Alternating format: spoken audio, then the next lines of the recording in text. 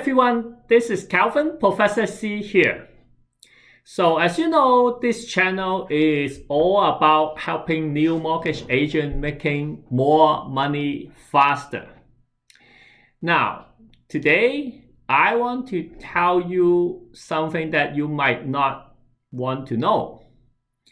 And that is how we sometimes have to say no to the client and also say no to the business. Okay? And I think that is something that a lot of new agents may not want to see that, because they say, well, why would I say no to a business? Well, let's take a look at something. So this is one of the questions that I saw on one of those new mortgage forum, right? And it say, hi everyone, I have clients, both have good jobs with more than $60,000 annual income. Are there any private lender who are ready to work with less down payment? And by less, I think they mean they only have $10,000 in hand.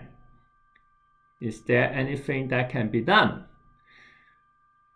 So, as you can see, I don't know where they are talking about buying a house, but $10,000 in hand. Think about it. The lawyer fee would probably take $2,000 from them. How about land transfer tax? I mean, even if your house is super cheap, let's say, $200,000-$300,000, like land transfer tax would take you a couple thousand, and you're talking about what, 98%, 99% financing, right? So what I mean for this is, if the client, let's change back to this, because that question is pretty sad. If a client just have $10,000 in hand, right? Obviously, we can, suggest them to, see if there's any immediate family that can give them a gift down payment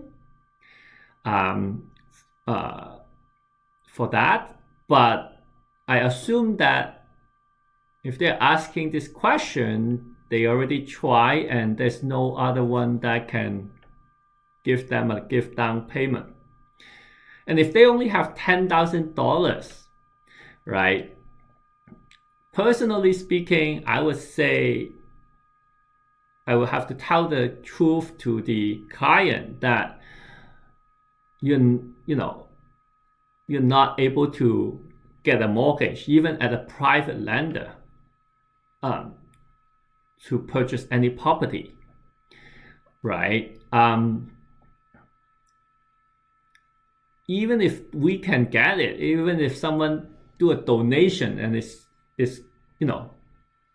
somehow get a mortgage, private mortgage, right? Is it even good for them, right? I mean, if they don't have a mortgage before and they're making $60,000, I assume they're talking about $60,000 each, and you have no saving, what would be your cash flow after you get a mortgage, right? And he is specifically asking about private mortgage, so the interest would be so high.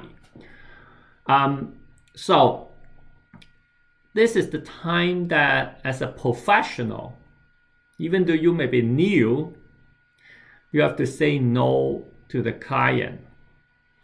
It is not only for the best for the client, it is also the best for the lender. Remember, we are representing both sides, right? I mean, the private lender, think about it. Any lender, not even private, right? Even institutional, like the bank and the trust company, if they are going to lend 99, 98%, if your client is not going to pay the money, which very likely they will not be. Sometimes they are not able to be, and sometimes, they might just gamble on the real estate market, right? If they make money, they will continue to pay. If the market just have anything that goes south, they will just skip the payment and, you take my money. You take my $10,000. I don't care, right? So, like the lender, whether the trust, the bank, or private lender, they will definitely lose money on the deal. So we are also supposed to look after their interest.